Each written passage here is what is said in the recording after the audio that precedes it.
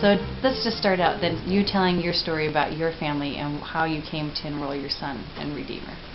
Sure. My son Owen was 6 years old and headed off to school for the first time, and we had been told we were in a good school district and we were fine to just send him to the school district that we were in, and really were optimistic about that.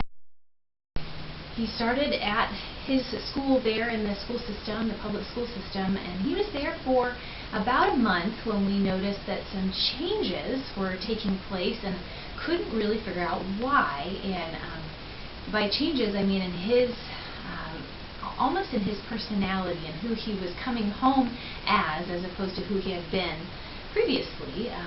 So to kind of backtrack and say, what is my son like and how did he change? So my son is a lover of learning. He just loves to learn, and he is a sponge and soaks it up. His favorite thing ever is to draw maps. So he has boxes of markers and reams of paper, and if we let him, he would work on maps all day, every day, and do them over again and over again and over again. And that is just something he loves to do, and he loves to read, and he loves to write, and he just loves to learn. And so that's who he is. And you would think something like that would just move right into school. School would be something he also loves. But what I was noticing was he was coming home from school, and instead of drawing or doing the things that he would love to do, he was crazy. And he would run and jump and be just off the wall and then refuse to even look at his markers. He hid his papers under the bed. He just wouldn't do it. And I thought that was different, and I was thinking, well, maybe we need to just transition into school and see how this goes. And then certain things started to happen after that. He started to say things to me that were really unusual and alarming. He would say things like, "Mom, I can only count to 100. And I said, "Well, I've heard you count more than 100, so I know you can count more than 100. And he said, "No, I can't." And I said, "Well, who told you you can't?" And he would just tear up and he'd say, "I just can't, Mom." And so he said something like that with math. And at another point he said, I asked him to write something for me. I think it was a grocery list. And he said, "That's too hard for me because I'm not a good speller." And I was just taken back by that, and I thought, well, you spell better than I do. So I said, "No, you're actually a really good speller. Who's telling you you're not a good speller?" And he just said, "I can't, Mom. I just can't." And so those can't phrases just seemed to come up over and over again over that 2-month period that he was there in public school. And for the work that we tried to get out of him as to why this was happening, I don't know, but it concerned me enough to look elsewhere. And we had heard of Redeemer Classical School, and I was very interested in it. And my son's cousin had actually started attending at that point, so I asked to come in and observe. And we were just blown away. It was such a welcoming place, a place where he could ask questions and would learn all kinds of things he had never even imagined were things to learn. And he loved it. After that first day, we came out and did a pros and cons list, and "Oh, and where do you want to go to school?" And without a hesitation, he said, "Redeemer." And I said, "Why?" And he said, "Because I want to learn more about leaves, and I really liked everybody there." And I thought, at that point, I'm sold. I mean, I don't really need to look anywhere else. I mean, he loves the people, he loves to learn. That's what we want for our kids in school. So yeah, so we enrolled that next week. He spent 1 more week at his public school, and then we transferred over. And did you see kind of a reversion to his self after that he did that? Did it achieve kind of the things that you were hoping? Did that help solve your problem? Yeah. It was fascinating and just really exciting for me to watch the transition then back into him being comfortable with who he is again. And it took some time to kind of get out of that cycle that he had been in before, but I just saw it very gradually come back. He started to pull the markers out again. He started to pull the papers out again. He started to ask questions. And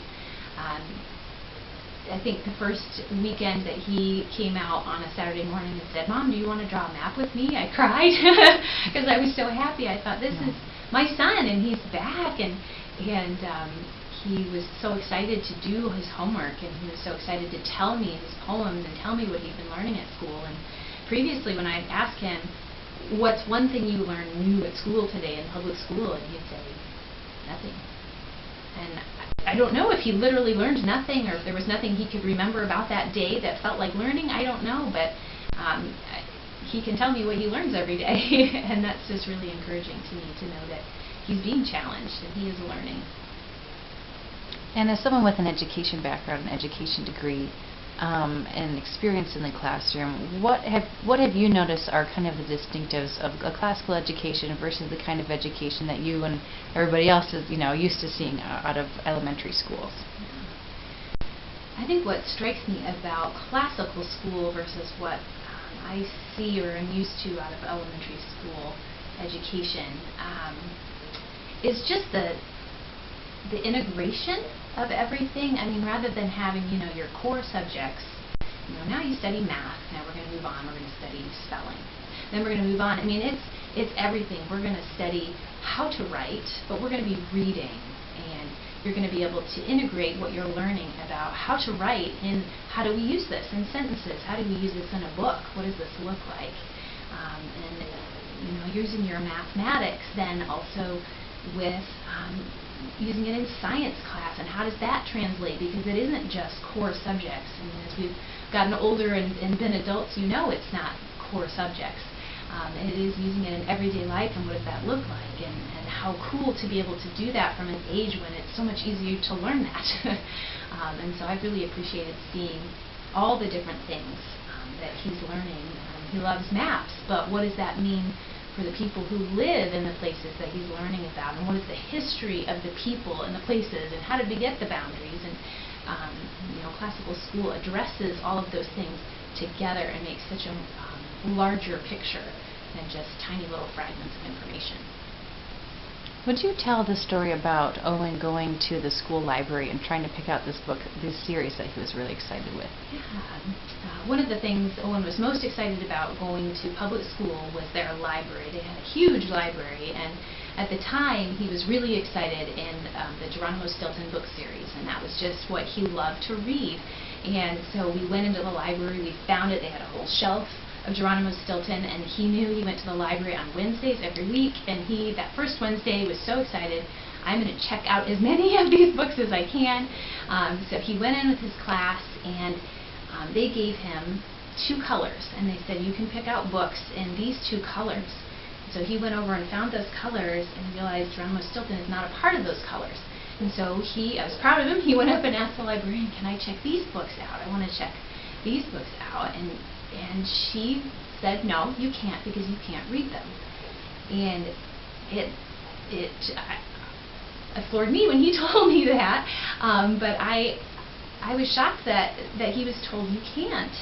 And I understood probably the mentality that went with that. For a kindergarten student to say, I want to read these, to say that doesn't seem like that big of a step, but I was shocked by that someone would not give him the opportunity to do something in learning that he wanted to do. I mean, even if it was take that home to mom to have her read it, to not give him that opportunity was just really hard to stomach as a parent.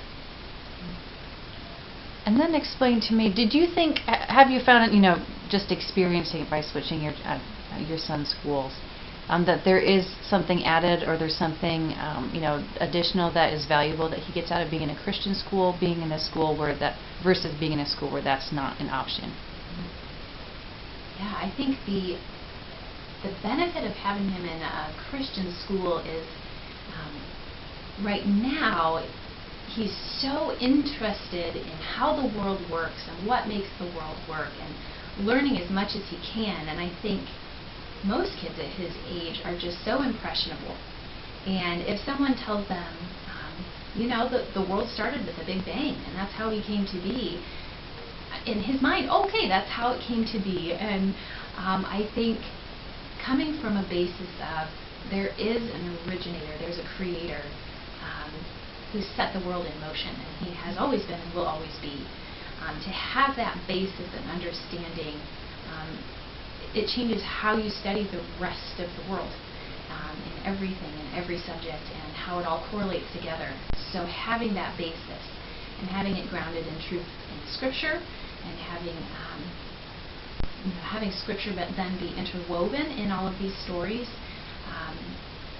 is just, it gives the world meaning, and it gives life meaning. It gives everything that you study meaning, and I think that's so important in education. And here's the last one. So if you're talking to a parent who's thinking about it like you were, who's kind of going back and forth, there's lots of things that go into choosing a school. It's a hard thing to do sometimes. What are some things you would say to that parent, who's making the same decision you did? What is maybe some advice or something that you might say to yourself when you were in that situation? Yeah, but what they can expect, or why you think the decision that you made was good, presuming that you do. Yes, I do. Good question. I would say to someone who is considering finding a new place for their student, to trust yourself. If you are in any way uneasy in the situation that you're in, trust that instinct and talk to your student. Find out as much as you can about how they're feeling. And I was blown away by my son, giving him a pros and cons and helping him make this decision with me. And it was so clear to him where I was feeling, can he do this? Should we do this? Where should we? It was so clear to him what we should do. And so I think trust yourself, trust your student, and talk with them about this decision. And for me, Redeemer Classical School was so open to parents. They want you to be a part of your student's education, and they encourage you to do that. And for me, just having that door be open and wanting me to be a part of it made it so much more wonderful, because it included me. And it is something that I didn't find very many other places. And so I would encourage you to find that place that is open to you, that is going to suit your students' needs, and what you as a family have decided you want out of the education, and then fight for it. And I think Redeemer Classical School made that so easy, easy to do. So I really appreciated it. Thanks.